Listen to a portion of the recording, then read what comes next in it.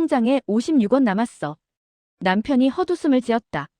나는 냉장고 문을 열었다 닫았다. 김치 반 포기, 계란 3개. 그게 전부였다. 29에 결혼했다. 신혼집은 반지하 원룸이었지만 괜찮았다. 우리에겐 사랑이 있었으니까. 아니, 적어도 나는 그렇게 믿었다. 여보, 오늘 면접 어땠어? 또 퇴근 후 물으면 남편은 고개를 돌렸다. 글쎄, 잘 모르겠어. 그의 눈은 이미 휴대폰 속 주식 차트에 박혀 있었다. 빨간색과 파란색 그래프가 춤을 췄다. 처음엔 취미라고 생각했다. 남자들은 다 그런 거 아니냐고 시어머니도 그렇게 말했다. 하지만 석 달이 지나자 월급이 통장에 들어오지 않았다. 이번 달은 좀 급한데 넣었어. 다음 달에 2배로 갚을게. 남편의 약속은 공수표였다. 그 다음 달엔 코인이었다. 비트코인 봤어? 미쳤어, 진짜. 이번엔 100% 확실해. 확실한 건 우리 집 빚뿐이었다. 대출 이자가 눈덩이처럼 불어났다. 카드값 연체 문자가 하루에 10통씩 왔다. 나는 시댁에 손을 벌렸다. 어머니, 죄송하지만 이번 달만. 시어머니는 한숨을 쉬었다. 우리 아들이 원래 그래. 내가 좀 잡아줘야지. 결혼이 그런 거야. 참는 게 미덕이야. 참는 게 미덕. 나는 29. 그는 32. 우리는 어른이었지만 아무도 책임지지 않았다. 결국 나 혼자 일을 나가기로 했다. 편의점, 주유소, 새벽 배송. 가리지 않았다. 남편은 여전히 집에서 차트만 들여다봤다. 여보, 나도 힘들어. 정신적으로 지쳤다고. 그는 그렇게 말하며 또 코인 앱을 켰다. 어느 날 밤, 나는 화장실 바닥에 주저앉아 울었다. 소리 내지 않으려고 수건을 입에 물었다. 거울 속 내 얼굴은 30도 안 됐는데 40처럼 늙어 있었다. 이게 결혼인가? 이게 사랑인가? 질문은 했지만 답은 이미 알고 있었다. 아니라고. 절대 아니라고. 또 떨어졌어. 남편이 휴대폰을 던졌다. 액정에 금이 갔다. 나는 아무 말도 하지 않았다. 이제는 화낼 기운도 없었다. 월급날이었다. 통장을 확인했다. 입금된 돈은 고작 10만 원. 나머지는 또 어디로 갔을까? 여보, 월급은? 남편은 내 눈을 피했다. 미안해. 이번에 정말 대박 났어야 했는데. 손절했어. 다음엔 꼭. 다음은 없었다. 그의 다음은 언제나 거짓말이었다. 나는 조용히 신발을 신었다. 어디가? 일 나가야지. 우리 집 전기 끊기기 전에. 편의점 야간 알바를 시작한 지 석 달째였다. 낮엔 주유소, 밤엔 편의점. 집에 들어오면 새벽 4시. 샤워도 못하고 소파에 쓰러져 잤다. 그러다 2시간 뒤 다시 일어나 남편 아침을 차려야 했다. 밥이 왜 이래? 맛없어. 남편이 숟가락을 놓았다. 나는 그 숟가락을 집어들고 싱크대에 던졌다. 처음으로 소리를 질렀다. 그럼 내가 해먹어. 나도 사람이야. 나도 지친다고. 남편은 놀란 표정으로 나를 바라봤다. 그리고 방으로 들어가 문을 닫았다. 똑. 잠금장치 소리가 들렸다. 나는 식탁 앞에 무릎을 꿇고 앉았다. 왜 이렇게 됐을까? 우리는 언제부터 이렇게 망가진 걸까? 휴대폰이 울렸다. 대출 회사였다. 고객님, 연체 3개월 차입니다. 이번 주 안으로 입금 안 되시면 법적 절차 들어갑니다. 끊었다. 또 울렸다. 다른 대출 회사. 나는 전화기를 꺼버렸다. 그날 밤 시어머니한테 전화가 왔다. 며느리, 우리 아들 밥은 잘 챙겨주고 있지? 요즘 애가 말이 없어서. 나는 말없이 전화를 끊었다. 눈물도 나오지 않았다. 그냥 텅 비어버린 기분이었다. 거울을 봤다. 30도 안 된 여자가 쉰처럼 보였다. 눈가에 주름이 패였고 머리카락은 푸석했다. 손톱은 깨져 있었고 손등엔 화상 자국이 남아 있었다. 나는 누구지? 나는 왜 여기 있지? 대답할 수 있는 사람은 아무도 없었다. 그날 밤 나는 결심했다. 이대로는 안 된다고. 이렇게 죽을 순 없다고. 오늘 며칠이지? 달력을 봤다. 4월 12일. 내 생일이었다. 31살. 하지만 아무도 몰랐다. 남편은 이미 나가고 없었다. 어제 또 싸웠다. 카드값 독촉 전화 때문이었다.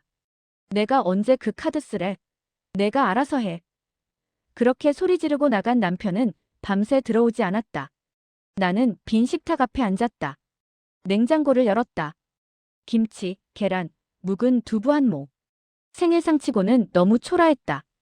아니, 생일상이 아니었다. 그냥 오늘도 살아야 하는 하루였다. 휴대폰을 켰다. SNS에는 친구들의 생일 축하 메시지가 넘쳐났다. 케이크 사진, 꽃다발, 레스토랑. 나는 그 화면을 꺼버렸다. 부러운 게 아니라 비참했다. 언제부터 내 인생은 이렇게 됐을까? 오전 10시, 알람이 울렸다. 주유소 출근 시간. 나는 거울도 보지 않고 머리를 묶었다. 어차피 누가 보겠어. 나 같은 여자를. 현관문을 열려는 순간 휴대폰이 진동했다. 카톡 알림.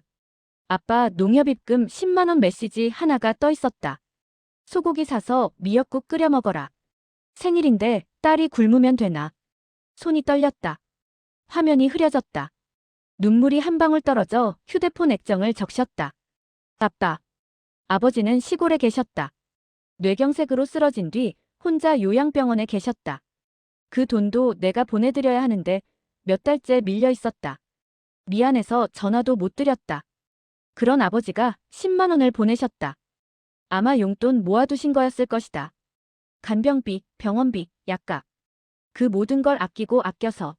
나는 주저앉았다. 현관 바닥에 그대로 무릎을 꿇고 울었다. 소리내서 울었다. 미안해요, 아빠. 미안해요. 10만 원. 누군가에겐 한 끼 외식비. 누군가에겐 커피값. 하지만 나에겐 세상 전부였다. 아버지의 사랑 전부였다. 나는 떨리는 손으로 답장을 보냈다. 아빠, 고마워요. 맛있게 먹을게요. 사랑해요. 보내고 나서 다시 울었다. 이번엔 슬픔이 아니었다. 뭐라 표현할 수 없는 감정이었다. 고마움, 미안함, 그리움, 그리고 결심. 이대로는 안 돼. 나 이렇게 살면 안 돼. 그날, 내 생일. 아무도 축하해주지 않은 그날. 아버지의 10만 원이 내 인생을 바꾸기 시작했다. 주유소 출근을 미뤘다. 오늘 하루만큼은 나를 위해 쓰기로 했다. 마트로 갔다. 정육 코너 앞에 섰다. 소고기. 얼마 만에 보는 걸까? 한우 1등급 불고기용. 100g에 10,000원. 손이 떨렸다. 이거 200g만 주세요. 직원이 고기를 포장했다. 2만 원. 아버지가 보내신 돈의 5분의 1. 나는 그 고기를 꼭 안고 집으로 돌아왔다. 미역을 꺼냈다. 작년 설날 친정엄마가 챙겨주신 거였다. 너 혼자 있으면 안 챙겨 먹잖아. 생일 때 꼭 끓여 먹어. 엄마의 목소리가 들리는 것 같았다. 미역을 물에 불렸다. 부드럽게 부풀어 오르는 미역을 보며 눈물이 났다. 왜 이렇게 사는 게 힘들까? 왜 나는 생일날조차 혼자 미역국을 끓여야 할까? 참기름을 두르고 불린 미역을 넣었다. 지글지글 소리가 났다. 고기를 넣었다. 붉은 핏물이 스며 나오며 갈색으로 익어갔다. 국간장, 다진 마늘, 물. 냄비 뚜껑을 덮었다. 보글보글 끓는 소리. 그 소리를 들으며 식탁에 앉았다. 텅 빈 식탁. 남편은 어디 갔을까? 어젯밤부터 연락이 없다. 알고 싶지도 않았다. 휴대폰을 켰다. 아버지께 전화를 걸었다. 신호음이 길게 울렸다. 여보세요? 아버지의 목소리. 어눌했다. 뇌경색 후유증으로 발음이 불편하셨다. 아빠, 나예요. 딸. 미역국 끓였어? 네, 지금 끓이고 있어요. 그래, 잘 먹어. 고기 넣고. 네, 아빠. 고기 듬뿍 넣었어요. 거짓말이었다. 200g이 듬뿍일 리 없었다. 하지만 아버지를 안심시키고 싶었다. 아빠, 돈 보내줘서 고마워요. 근데 아빠 병원비는 어떻게? 괜찮아. 내 용돈 있어.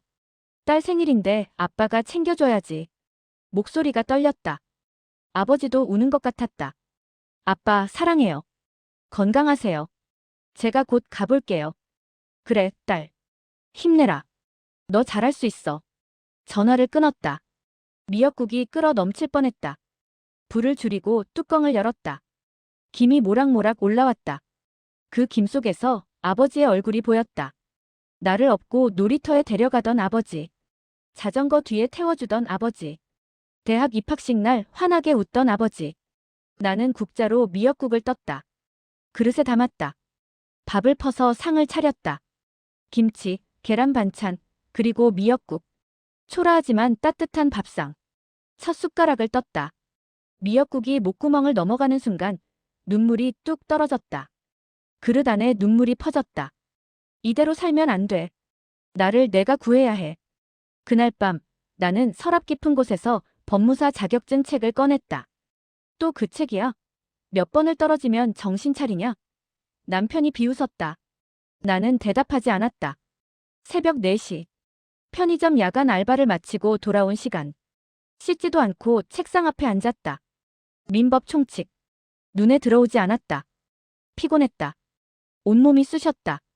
하지만 책을 덮을 수 없었다. 이게 내 마지막 희망이었으니까. 첫 시험은 떨어졌다. 당연했다. 공부할 시간이 없었다. 일하고 남편 뒷바라지하고 대출 이자 갚느라 정신이 없었다. 두 번째 시험도 떨어졌다. 점수는 오히려 더 낮아졌다.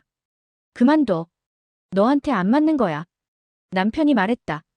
하지만 나는 포기하지 않았다. 세 번째 도전. 이번엔 달랐다. 남편과 방을 따로 썼다. 더 이상 그의 눈치를 볼 수 없었다. 새벽 2시에 일어나 공부했다. 출근 전 1시간, 퇴근 후 2시간. 주말엔 도서관에 틀어박혔다. 친구들의 연락을 끊었다. SNS를 지웠다. 오직 법 조문만 외웠다. 형법, 민법, 상법, 부동산 등기법. 머릿속이 숫자와 조문으로 가득 찼다. 여보, 밥은? 남편이 물었다. 냉장고에 반찬 있어. 알아서 먹어. 처음으로 냉정하게 대답했다. 남편은 어이없다는 표정이었다. 하지만 나는 더 이상 신경 쓰지 않았다. 그는 나를 포기했고 나도 그를 포기했다. 네 번째 시험. 또 떨어졌다. 합격선까지 5점 부족. 책을 집어 던지고 싶었다. 울고 싶었다. 하지만 눈물도 나오지 않았다. 그냥 텅 빈 허무함만 남았다. 이혼하자. 남편이 먼저 말했다. 나는 고개를 끄덕였다. 그래. 재산 분할 같은 거 없어. 빚뿐이니까. 알아. 내가 진 빚은 내가 갚아. 우리는 그렇게 조용히 끝났다. 법원도 가지 않았다. 협의 이혼. 도장 찍고 끝. 아무런 미련도 후회도 없었다. 이제 나는 혼자였다. 고시원으로 이사했다. 방 크기는 2평. 하지만 자유로웠다. 아무도 나를 방해하지 않았다. 5번째 도전. 이번엔 모든 걸 걸었다. 편의점 알바를 늘렸다. 주말엔 대리운전도 했다. 돈을 모아 학원에 등록했다. 강사의 목소리에 집중했다. 기출문제를 10번씩 풀었다. 손가락에 펜 굳은 살이 박혔다. 눈 밑엔 다크서클이 내려앉았다. 머리카락이 빠지기 시작했다. 몸무게는 10kg 빠졌다. 하지만 멈출 수 없었다. 시험 전날 밤. 잠이 오지 않았다. 아버지 생각이 났다. 딸, 힘내라. 너 잘할 수 있어. 그 목소리가 귓가에 맴돌았다. 시험장에 들어갔다. 손이 떨렸다. 심장이 터질 것 같았다. 하지만 문제지를 펼치는 순간 모든 게 선명해졌다. 5년. 나는 5년을 이 순간을 위해 살았다. 2025년도 법무사 자격시험 합격자 발표입니다. 컴퓨터 화면 앞에 앉았다. 오전 10시. 발표 시각이었다. 손이 떨려 마우스를 제대로 잡을 수 없었다. 심장이 미친 듯이 뛰었다. 숨을 크게 들이마셨다. 클릭. 페이지가 넘어갔다. 합격자 명단. 가나다 순. 기억, 니은, 디귿. 내 성이 나올 차례. 눈을 감았다. 다시 떴다. 있었다. 내 이름. 김서연. 세 글자. 화면 속 내 이름이 빛났다. 손으로 화면을 만졌다. 진짜였다. 꿈이 아니었다. 합격했어. 나 합격했어. 고시원 좁은 방 안에서 소리쳤다. 옆방에서 벽을 두드렸다. 시끄러워. 미안했지만 멈출 수 없었다. 나는 웃으며 울었다. 5년. 5번의 도전. 수천 시간의 공부. 포기하고 싶었던 수백 번의 순간. 모든 게 주마등처럼 스쳐 지나갔다. 휴대폰을 들었다. 누구한테 전화할까? 친구들, 다 연락을 끊은 지 오래였다. 엄마. 아버지가 돌아가신 후 엄마도 많이 편찮으셨다. 나 때문에 더 걱정하실까봐 말씀드리지 않았었다. 전화를 걸었다. 엄마. 서연아. 왜? 하나. 합격했어. 법무사. 전화기 너머로 침묵이 흘렀다. 그리고 엄마의 흐느낌이 들렸다. 그래. 잘했다, 우리 딸. 정말 잘했어. 내 아버지가 얼마나 좋아하실까? 엄마도 울었다. 나도 울었다. 아빠가 보내주신 10만 원 기억나? 그날이 시작이었어, 엄마. 알아. 내 아버지가 그날 나한테 전화했었어. 딸이 생일인데 밥은 먹고 있는지 모르겠다고. 용돈 모아서 보냈다고. 그게 마지막이었잖아. 아버지는 그 후 한 달 뒤 돌아가셨다. 뇌경색이 재발했다. 병원에 도착했을 땐 이미 늦었다. 딸아, 미안하다. 아빠가 돈을 더 벌어놨어야 하는데. 그게 아버지의 마지막 말이었다. 나는 아버지 손을 잡고 울었다. 아빠는 잘못 없어요. 제가 더 잘할게요. 꼭 성공할게요. 아버지는 고개를 끄덕이셨다. 그리고 눈을 감으셨다. 창밖을 봤다. 5월의 햇살이 쏟아졌다. 하늘이 유난히 푸르렀다. 아빠 봤죠? 제가 해냈어요. 약속 지켰어요. 하늘을 향해 말했다. 바람이 불었다. 아버지가 답하는 것 같았다. 잘했어, 딸. 그날 오후 합격증을 출력했다.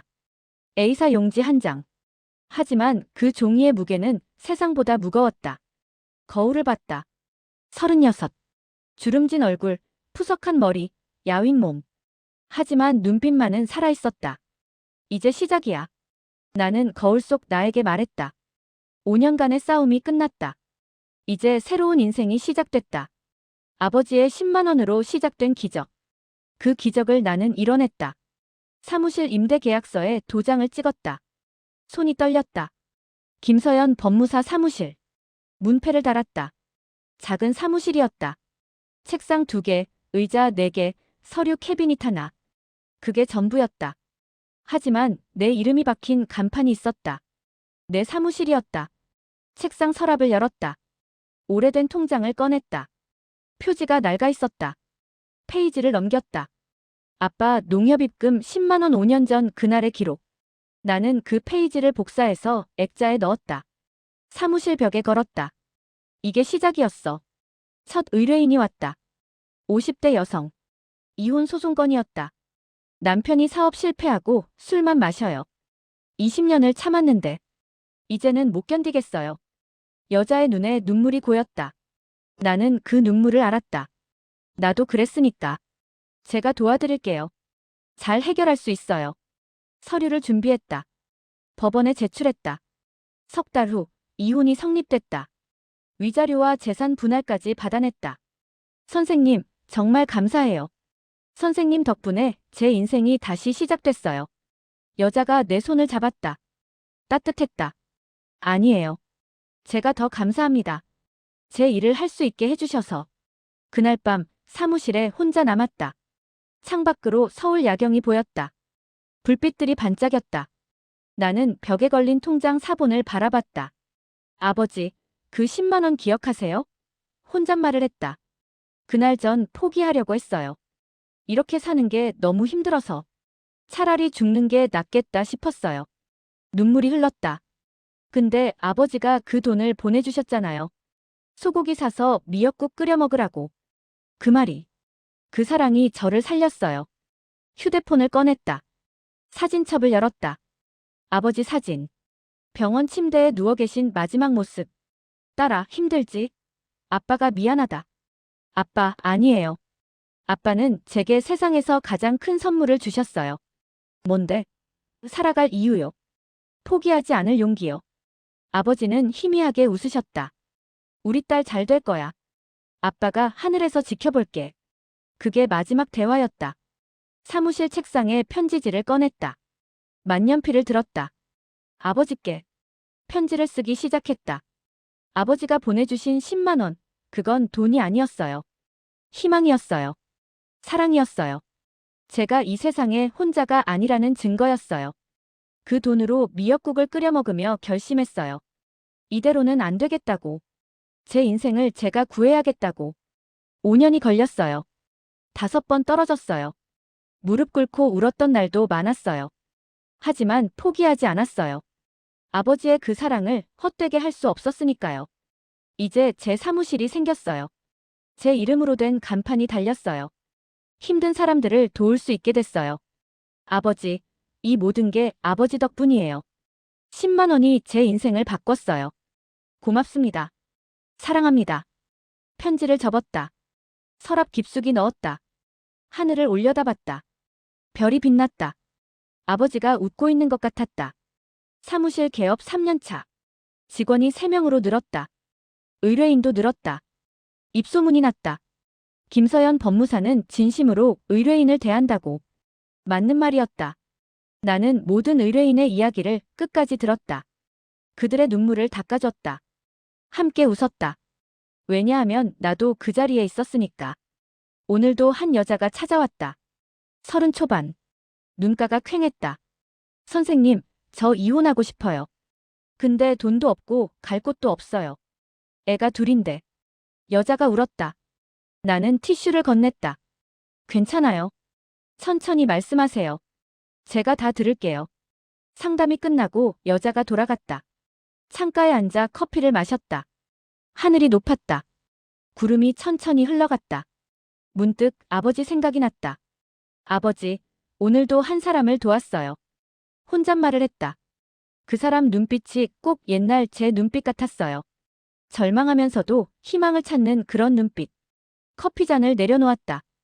아버지가 보내주신 10만 원 기억해요? 그게 씨앗이었어요. 그 씨앗이 이렇게 자랐어요. 이제는 다른 사람들에게도 씨앗을 나눠줄 수 있게 됐어요. 휴대폰을 꺼냈다. 엄마에게 전화를 걸었다. 엄마, 나야. 딸. 밥은 먹었어? 응. 엄마는? 먹었지. 요즘 일은 어때? 바빠. 근데 좋아. 내가 필요한 사람들이 있으니까. 그래, 다행이다. 내 아버지가 참 좋아하실 거야. 전화를 끊었다. 서랍을 열었다. 오래된 통장 사본이 들어있었다. 아빠 농협입금 10만 원 손으로 그 글씨를 쓰다듬었다. 아버지, 제가 여쭤볼 게 있어요. 하늘을 올려다보며 말했다. 거기서 엄마 만나셨어요? 할머니, 할아버지도 다 만나셨죠? 다들 건강하게 지내시는 거 맞죠? 바람이 불었다. 커튼이 흔들렸다. 저는 여기서 잘 살고 있어요. 아버지 걱정하지 마세요. 이제 전 괜찮아요. 책상 위 액자를 집어들었다. 아버지와 함께 찍은 사진. 대학 졸업식 날. 활짝 웃고 있는 우리. 그때는 몰랐어요. 인생이 이렇게 힘들 줄. 이렇게 외로울 줄. 근데 또 몰랐어요. 제가 이렇게 강해질 수 있을 줄. 이렇게 행복해질 수 있을 줄. 액자를 도로 놓았다. 아버지, 약속드릴게요. 여기서 할 일 다 하고 갈게요. 힘든 사람들 많이 도와주고, 엄마도 잘 챙기고, 제 인생도 잘 살고. 그러다가 때가 되면 그때 갈게요. 그때 아버지한테 가서 말씀드릴게요. 아버지 덕분에 잘 살았다고. 행복했다고. 눈물이 흘렀다. 하지만 슬프지 않았다. 그때까지 기다려주세요. 제가 꼭 웃으면서 갈게요. 당당하게 갈게요. 아버지가 자랑스러워 하실 모습으로. 해가 지기 시작했다. 노을이 하늘을 물들였다. 붉은색, 주황색, 보라색. 아름다웠다. 아버지, 오늘 노을 예쁘죠? 거기서도 보고 계시죠? 컴퓨터를 껐다. 가방을 챙겼다. 불을 끄고 문을 잠갔다. 복도를 걸어 나오며 뒤돌아봤다. 김서연 법무사 사무실 간판에 불빛이 들어왔다. 밤에도 빛나는 간판. 아버지의 10만 원이 만든 기적. 나는 미소 지었다. 엘리베이터를 탔다.